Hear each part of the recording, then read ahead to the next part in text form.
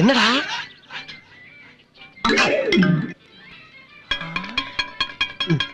என்ன இது என்ன? கண்ணாடியை கழட்டிட்டு பாடுறா தெரியும். இது என்ன? கலட்டிட்டு கேக்குறா. சிக்கன் 65. தமிழ் தமிழ் தமிழா? தமிழ் என்னது? கோழி 65. என்ன விலை? 35. 35. 5 15 35. ஓகே, தின்னுட்டு கிளம்பு. இது என்னன்னு சொன்ன? கோழி 65ன்னு சொன்னேன். கோழி 65. 5 இங்க இருக்கு, பாக்கி 60 எங்க?